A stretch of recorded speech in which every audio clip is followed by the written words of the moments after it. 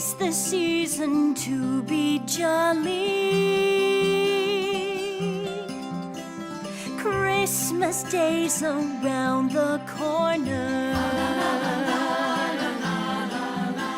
Light the hearth, let's make things warmer.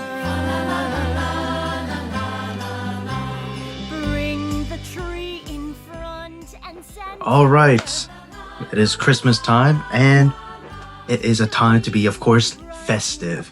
Gifts, warm milk, eggnog, cookies, whatever Christmas traditions you have. Of course, opening gifts, but I don't have any gifts right now. But what I do have is another show. Last time it was Die Hard, and this time it's gonna be a little bit more, I guess, traditionally more Christmas, more family friendly too. And yeah, we're going back to My Little Pony fandom with the best gift ever. I wish I had the physical disc, but I'm pretty sure the only physical disc is from the UK, and I don't have any UK PAL region DVD players.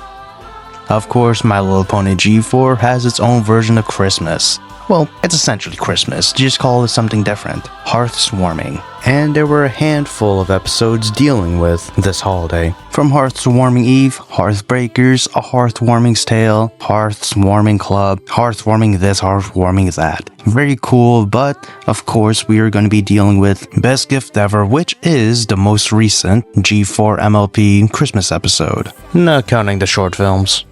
This special first dropped on Discover Family on the 27th of October 2018, and then a month later, November 25th 2018, it dropped on Netflix. And I personally never seen it. Kinda sucks. I'm pretty sure I fell off the fandom in 2016, somewhere in season 4, maybe even beginning of season 5. Honestly, I don't remember. But yeah, didn't see it, but I did hear positive things about this. I think it's one of the people's favorite hearthwarming episodes in general, or at least that's the sentiment I'm getting. So yeah, there's that. Even the friends that actually bothered to watch it, they liked it too. So there's that, and yeah, I got the computer right here. Let's go. So Ponyville, just a day away from Hearthswarming. Got some narration that really reminds me of old Christmas cartoons. Every pony was busy, so much to achieve. They hustled and bustled, their heads were a spin, and it's here that our holiday story begins. And then we got one hell of a cracking song, One More Day. One more day to make the holiday bright. One more day and I can sleep at night. The family's almost here. One more chance to bring that holiday cheer. All in all, a pretty catchy track all about the citizens of Ponyville making haste of their final preparations just before Hearthswarming Eve. It really does capture the frantic last-minute shopping / preparations one does just before Christmas or Christmas Eve. Also, shout out to Marble Pie. Poor lass, I have a feeling that either communications were just so irregular or barely happened to the point that Big Mac probably lost interest. I know Marble isn't a talker, but damn. Big sad. Buck on me tellies in the chat, lads. Anyways, when the song ends, we catch up to Twilight just freaking the hell out. Of course, over Hearthswarming Eve preparations. Classic Twilight. However, the rest of the main 6 are there in the market square. Applejack calms Twilight down and gives out a proposal. What if we change up how we give gifts this year and do a Hearthswarming helper? Hearthswarming helper essentially being a Secret Santa event. All the ponies agree to this, mainly for the fact that it doesn't take that much of a hit on the wallet, and it reduces the stress significantly. Personally, I found it interesting that Pinkie Pie was the pony to hold out before she begrudgingly agreed. I mean, yeah, she has a lot of party stuff. I bet she has a lot of bits to, throw around like it's an Assassin's Creed game. But other ponies are struggling, and you can still give out the gifts that, you were planning to give out, let's just say. Nonetheless, it's settled. Names are written on paper, jumbled around, and of course everyone gets your pick. Yeah, okay. Silly freakiness aside, every pony knows who they're gonna give to. Moreover, they decide where to meet up. Twilight's Castle. Of course, it's Twilight's Castle. Alright, so from here on out, the story's going to be splitting off into 6 different arcs. So, yeah. It's basically going to deal with Twilight and her home preparations in her castle, / meal prep. Second one, Pinkie Pie will be basically on an adventure to find her best gift or whatever. Third one, Rarity's going to be... It's also another adventure, but she's basically tracking down lost / misplaced mail. That's basically it. Fourth one, Applejack and Fluttershy. There you go. Fluttershy and Rarity, they go together. They're together for this particular arc. They're trying to shop, but they run into some scam. Wonder who's scamming them. Fifth one is, are we talking about Rarity? Rainbow Dash and Discord. Yes. Basically, they're going hunting, but don't worry, no kills, of course. But yeah, it's. You can probably guess why or who they're getting their gift for. So there's that. Sixth and final one, Spike. Of course, Spike's in this, and yeah, he's in the castle. He's basically trying to make the best gift for his special, or not special, but for his partner, whatever you want to call it. Get another guess. Give a guess on who he's giving it for. Anyways, spoilers, if you don't want to spoil yourself anymore from the story. If not, let's go. Wherever.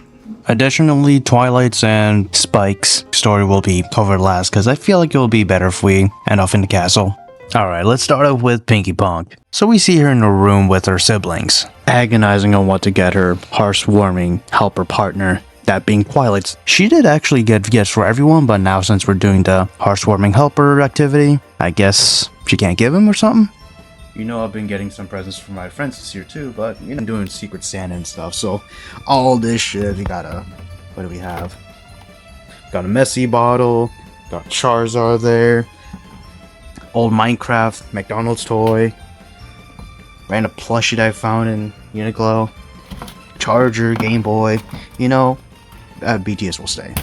But yeah, all this stuff, yeah, this is trash, absolute trash.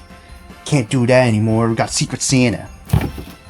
I wish I could say that Pinkie Pie actually still got the gift while getting the secret helper thing, but I don't think she does. Nonetheless, the Mod siblings share around a few ideas, but Pinkie Pie settles on one. Marble, you're a genius! Yes, would say they're the best at gift giving. If any pony knows what to do, it's them. I gotta go to 𝐂𝐂𝐀𝐏𝐿. I might not like you as my best pony, but man, it's like the 𝐂𝐿𝐿 reason why I can see why people like you, man. God damn. Just so adorable. Before embarking on her journey, she gives all her siblings farewell kisses and finally embarks on a true Top Gear adventure. Arriving in 𝐂𝐂𝐀𝐏, Pinkie meets up with Prince Rutherford. As an honorary Yak, Pinkie Pie asks the prince for their best advice on how to give the best gift ever, since they're the best of everything. However, this must be done at a secret place because we can't do this in public. Behind a closed tent, Prince Rutherford tells her the truth. They are not good at giving gifts. What? Of course, Pinkie Pie is in disbelief, but there is another place that the prince knows. Utilizing a map, he shows Pinkie that there is this special place. Just past the northern pass with shining skies lies Secret Gift Giver's Grove. Only Pinkie and the Yak Princess know of that, but she reassures him that this knowledge is safe with her, and thus, that is her next destination. After that, we see Pinkie Pie traversing the wintry wilderness, using various tactics to continue her journey, even at one time using a polar bear. Funnily enough, this is actually where she eventually goes to, Gift Giver's Grove, basically a cabin in the middle of the Arctic.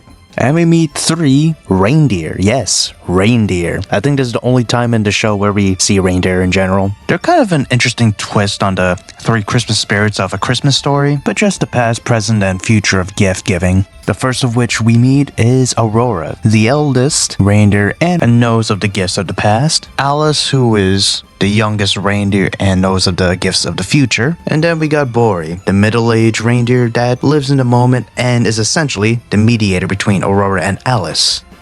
I don't know why, but in my mind, I'm just thinking of the Celestials from Star Wars, well, the Clone Wars specifically, like that little arc in whatever planet that was. You know, like the son, the daughter, the father. I mean, they're not really, the reindeers are not evil or whatever, evil or good, they just know stuff. And I know the daughter's the good side of the Force, the light side of the Force, there you go. The son's the dark side of the Force, and the father's the median, or basically the mediator. That's what came to mind. But, of course, we're dealing with presents and Christmas, not Star Wars and the Force. That's just my brain. Anyways, with the intros out of the way, Alice decides to go fetch the present for Pinkie Pie. She takes a little sneak peek, proclaims that she likes it but doesn't get it, and Alice says that we eventually will. Thus that concludes Pinkie's portion, at least before the castle, so let's head on over to Rarity. After the group splits up, we catch up with Rarity bumping into Spike, in which Rares asks Spike who is his heartwarming helper. 𝐂𝐿𝐄𝐏𝐄𝐒, of course, claims innocent, saying that he forgot who his partner was, while Rarity confesses that Applejack is her partner, and that she has ordered a specially made Western chic hat for her, only for Spike to awkwardly lament that he wants to get something as special for his pony, which of course he wants it to be Rarity, but at this point he doesn't have her name. So that interaction ends there. Rarity heads to the post office, Spike bumps into Fluttershy, but of course we'll continue with Rarity. The post office right now has a really long line, and yet, thankfully, Rarity is basically at the front. Oh, hi, Rarity. How can I help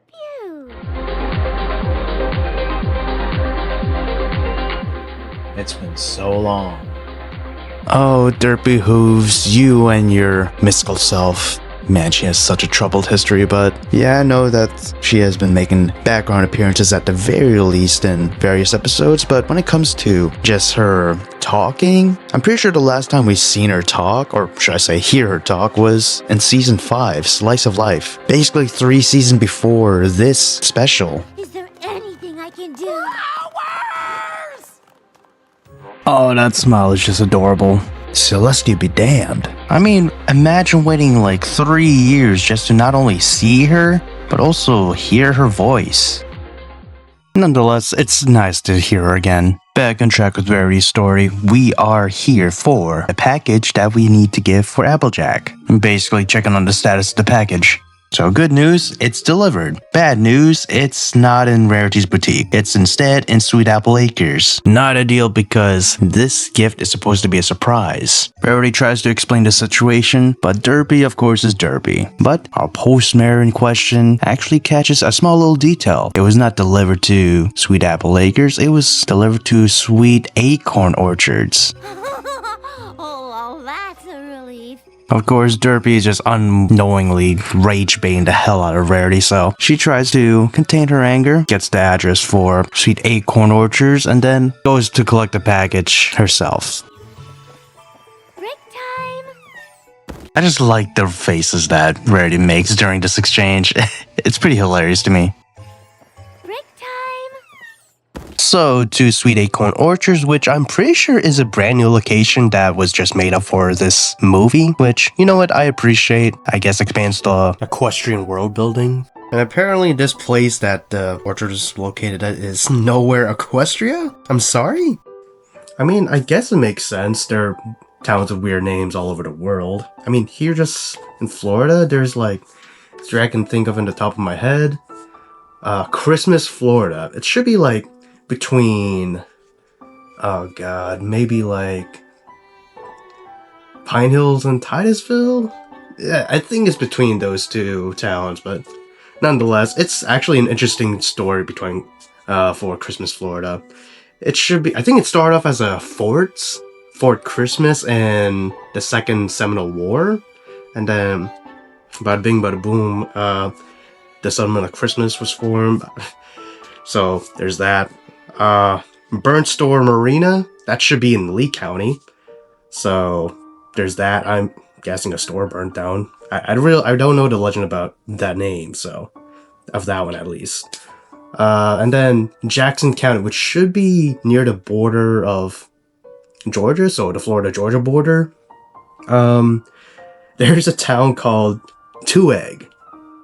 I mean, I think the two stories that I've heard about 𝐂𝐿𝐄𝐏 is, one was eggs were usually used as currency during the Great Depression, especially during that area, or the second story being that when choosing the name, 𝐂𝐿𝐄𝐏 actually fell down somewhere, I guess, within the people that were choosing their name, the names, and it just 𝐂𝐿𝐄𝐏 just happened to fall in their vicinity, so for some reason they just picked that.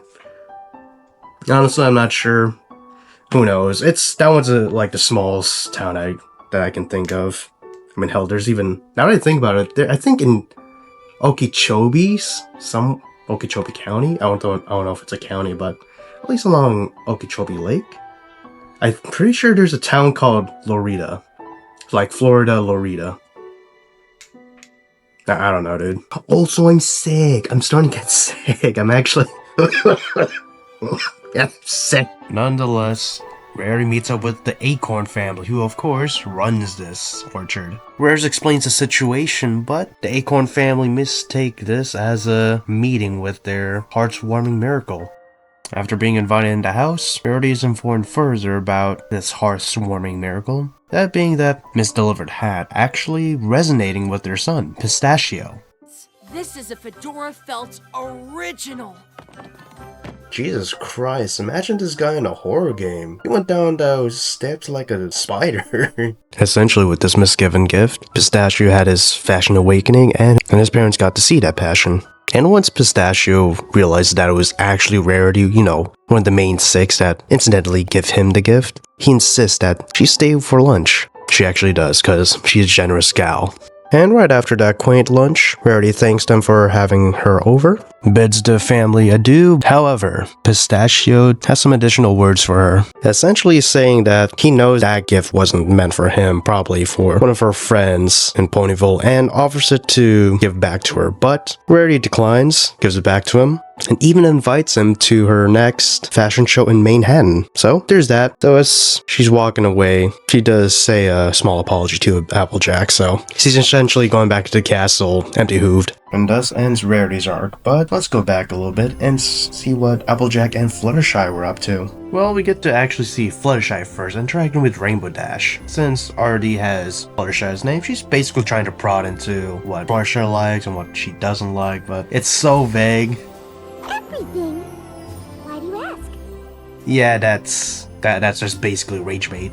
So, is there anything you don't like?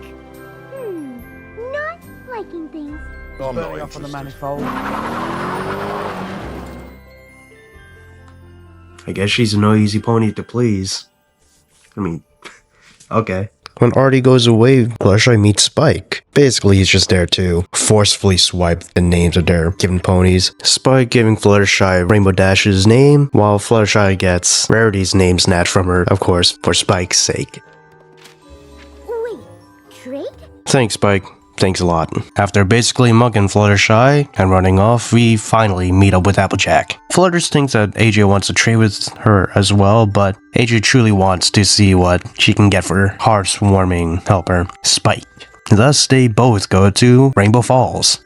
Okay, Rainbow Falls. I actually kind of like that location. If I were to visit a place in Equestria that wasn't Canterlot or Ponyville, probably Rainbow Falls would be like the third destination, or maybe the first, because I know there's the Rainbow Falls like in cliffs and various clouds. The water being rainbow looking is pretty nice, but imagine the views, the village there too, which I don't remember there being a village in the first episode of Rainbow Falls being there or being featured as a setting, which I'm pretty sure is just called Rainbow Falls, where the Pegasi, or not just the Pegasi, I think random or all groups training for the question games were training there. And yeah, it's also, of course, the setting for Tradia, basically the market where you trade stuff, and it's the Traders Exchange, I believe they call that event, like an annual thing or something. And yeah, here it's basically a heartwarming version of that, but I don't think you have to trade, you can actually use money there, so there's that. It's a nice place to look at. I'll tell you that. So just like I said, in Rainbow Falls, there's the Heartwarming Craft Fair. These two decide to split for a bit, meet back in an hour to find their gifts for, of course, their special pony. Fluttershy goes to the Daring Do stand, which I'm pretty sure we went to that stand in the trade episode as well. And I do like that there's a Daring Do book with Rainbow Dash. That's actually pretty cool. But Dash, you might already have it. However, a familiar pony catches our attention as well as other ponies. No, there's only a few left.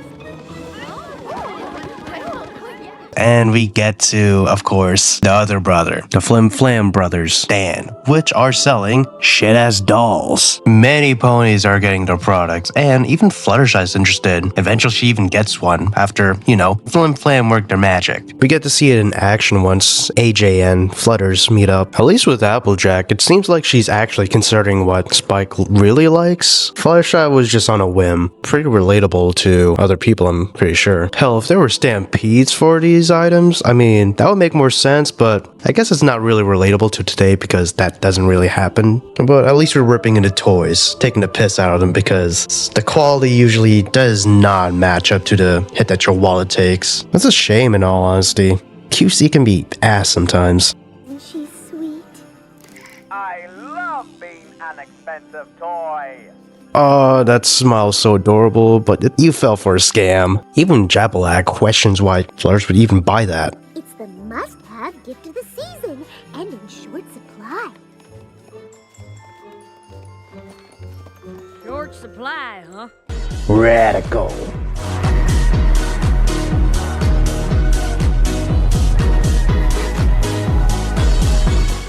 Very limited.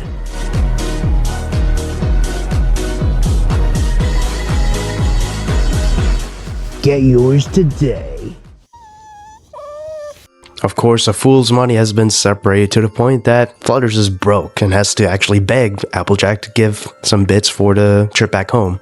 AJ is a bit suspect of this toy, so she decides to investigate the stand where this came from. And right now it's not open, as it's restocking, so she takes the opportunity, takes a peek inside the tent, and of course it's Flim and Flam. Their concerns are answered. But why are they here and why are they doing this? Look at them big ol' eyes. The pair does confront them and even questions why they're even here. I mean, they do have a resort ever since Las Pegasus got taken over by them. But this is for Las Pegasus, as they're raising funds for a new expansion. Jackie still lambasts them, but Fluttershy seems to be a little captured, let's just say, about this whole doll thing again. She nearly even gives them more money before Applejack intervenes. The more you spend, the more your friend knows you love them. Brutal. Though the Flip-Flop brothers do raise, I guess, a good point in saying that they're not forcing them to pay. I mean, ponies are desperate for gifts to give, and they're providing that. And honestly, who are they to say that they shouldn't get these gifts, I mean, I don't know, I guess the element of honesty, the element of kindness. I mean, yeah, they don't have really the power to say that you can't buy these things, but, they have the experience of, well, Fluttershy has the experience of buying and seeing the product is absolute ass, so like I said, they can't say that you cannot buy it, but they can share experiences, and even if you look at it and ignore what the brothers are even saying, you can see that the thing is ass. It's just absolute shoddy workmanship, so there's that. I will say as well, this segment in general, it's a little too real for me, but it is very relatable, and it can't just be me that relates to this shit. I mean, QC's sometimes ass, products don't have a lasting appeal, and that will doubly suck if that product is expensive. Nonetheless, the duo gets kicked out, and Fluttershy lets go of her anger. Ash wouldn't want this. I'm so mad I could just kick. Of course, the Flim Flam brothers don't have integrity and holiday spirit, but it is true that you can't tell people what to buy. Applejack thinks that you can show them. So after some time, the tent's open. It's basically kind of like the Flim Flam skit to get every pony to the stand, except Applejack and Fluttershy just want to have every pony avoid the stand. Adam Jensen starts with the skit by buying 3 different dolls, all for her family. Fluttershy steps in to say that, aren't they all different? Don't they like different things?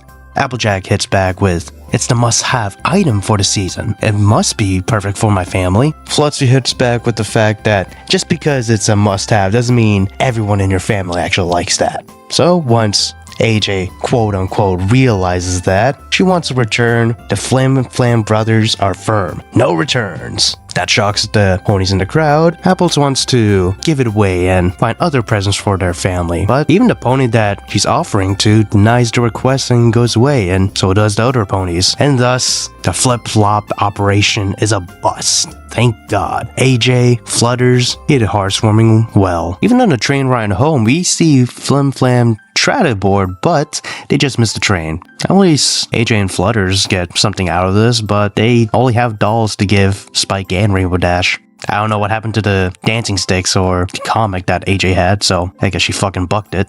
Moreover, great reference to planes, trains, and automobiles. Yes, I know it's a Thanksgiving movie. However, for the holidays, it's still pretty cool. It's my favorite Thanksgiving tradition, though people don't really do Thanksgivings that much anymore, which sucks, but that's the way it is. Anyways, the duo at least have something to give, though it's not ideal. So, last thing before we head to Spike and Twilight, Rainbow Dash. After gauging Flutter's likes and dislikes, we see her get a candle for Fluttershy, but that candle is actually Discord for some reason. Hoorah! Top lad's here. What's a moron? Damn. I mean, I get it, but damn. Nonetheless, Discord is basically there to quote-unquote guide Rainbow Dash to the best present for Fluttershy. Of course, the candle that Rainbow got for her is no bueno. Thus, the pair roams around Ponyville searching for which shops have at least something for Fluttershy, but Discord is displeased with all of them, so big sad. Rainbow believes that P's not a big help, so she tries to split, but Discord leaves like a little hint of what he could have gotten her, kind of like a secondary gift if he couldn't find the first. And of course, Rainbow takes the bait, and they both go to the woods, and what Discord had in mind was the winter chilla. A small cutie patootie but elusive animal that Discord believes will be great for Flutter's sanctuary.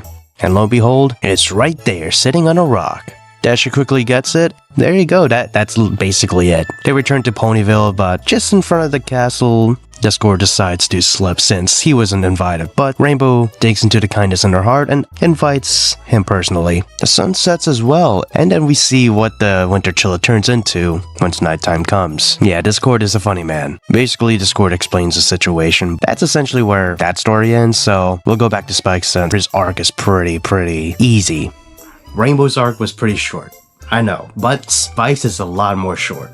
Basically, asks Applejack and Pinkie Pie for tradesies, but they don't have Rarity's name, so that doesn't matter. Had a little chat with Rarity, forcefully trades with Fluttershy, goes around town. Oh no, not goes around town. He goes back to the castle, fawns over Rarity, but realizes that it's going to be really hard to find a special gift for Rarity.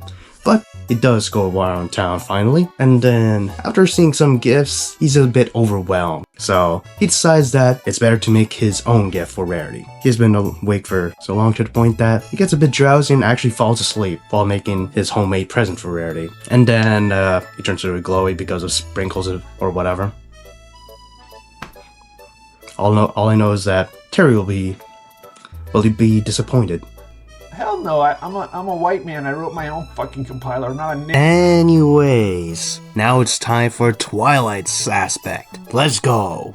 Alright, so we catch up with Twilight decorating the castle, and Spike actually walks in. Yes, I neglect to mention this because I wanted to talk about it here. Basically wants to know who Twilight has for her heartwarming helper, but it's not Rarity, so he just goes away, tries to not reveal his intentions. While he leaves, he says to Twilight that since we have one pony to give a gift for, we have to make sure that it's very special. Leaving her with those words, Twilight starts to think a bit differently. Just Twilight, of course, overthinking and worrying about stuff. Yet again, another relatable situation. Maybe it hits a little too close to home for some people.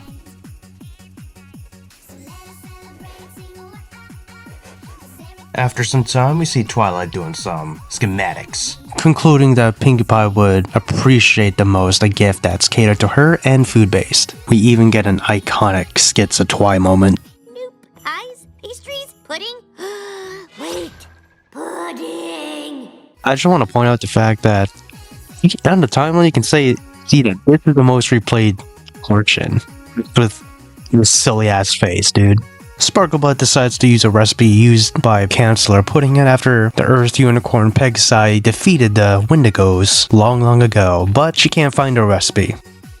Give it a few more hours and she finally finds it in the Magical Spells book, not in the recipe book. Also, you can tell by her voice that she's getting a bit more antsy. You can even tell from her mane. The CIA glow in the dark. You can see them if you're driving. You just... And surprise, surprise, of course, there has to be someone over for Christmas. Cadence, shining armor, as well as Flurry Heart in a starsuit? Alright. It also comes to light that they did send a scroll reminding Twilight that they are coming on this day, but she was so busy to the point that she forgot about it. Nothing else really important happened other than Twilight teleporting to get some materials. Another time skip later, and we see that Twilight is finally making that pudding. She puts some ingredients in, and Flurry Heart actually shows some interest in that. I guess she's pleased about the sparkle that appears, or light, whatever. And as Twilight and Shining Armor, Cadence reconcile with each other for the fact that Twilight just has to communicate better, Flurry Heart starts putting in random things because of that dopamine hits. She puts so many things and no pony is even bothered about Flurry Heart not even being in Candace's arms anymore. And as soon as they're done with their convo, Flurry Heart just slips back into Candace's arms and they both head out. Swarming Eve. Right on, so far so good. I'm liking the story.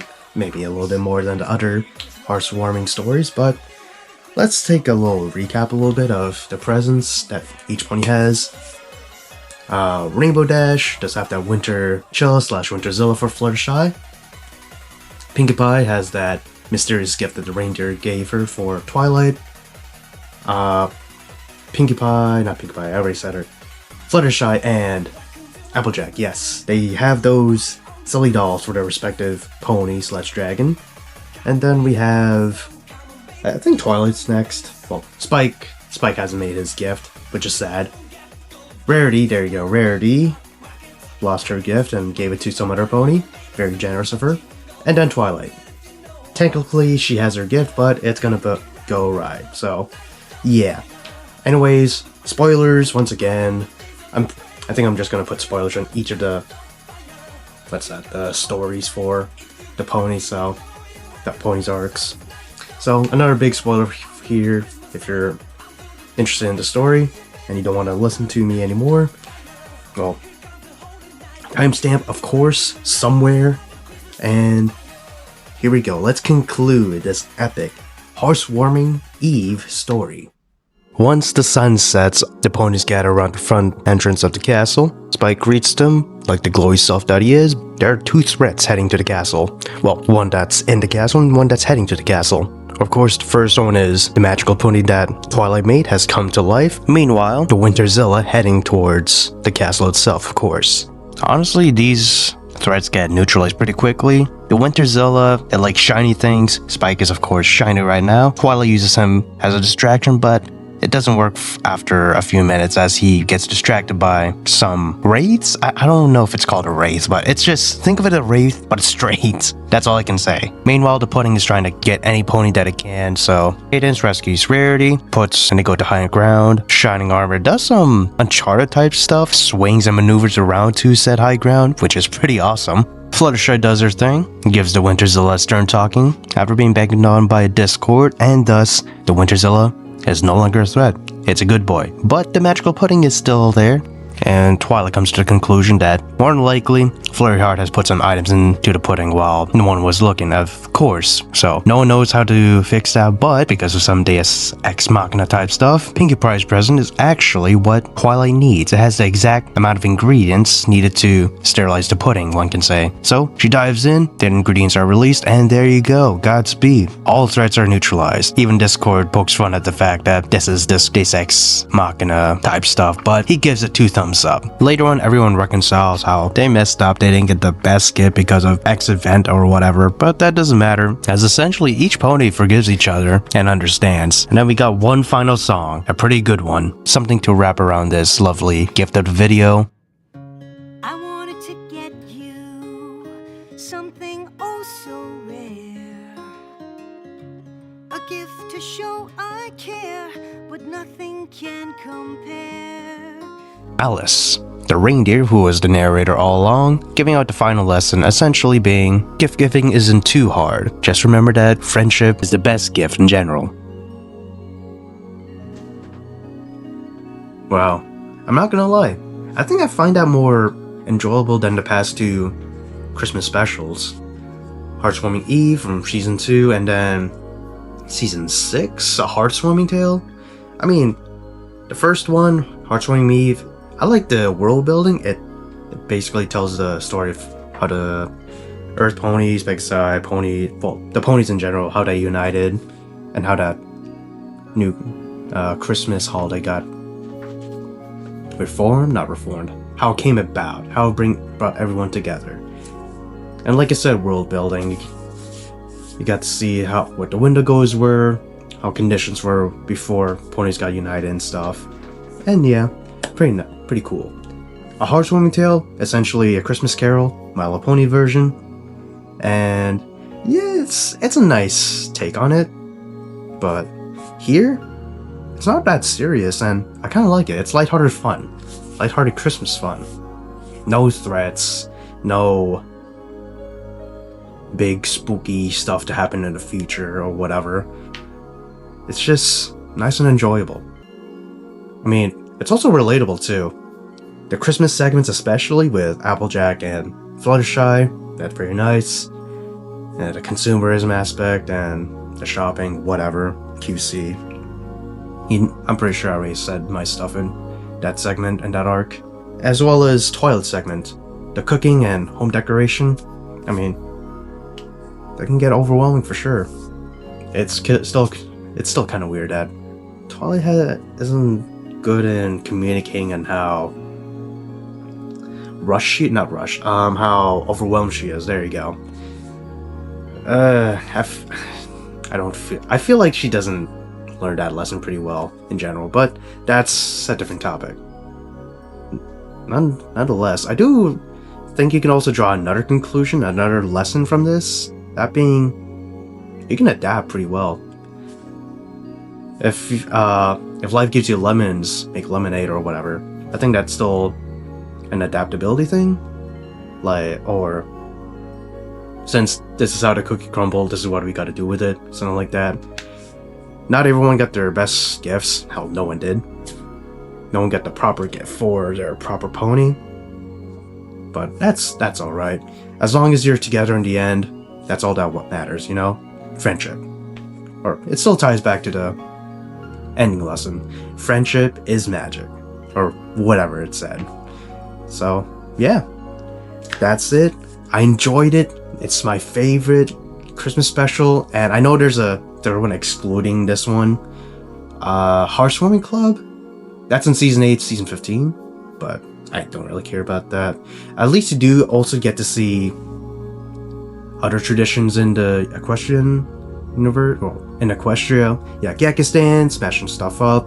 How the, what's it called? The bug ponies. The changelings, there you go. How the changelings celebrate Christmas. And then you also saw the Apple Pie family and the Pink Pie family get together. Pretty cool. But let's go do some Christmas stuff.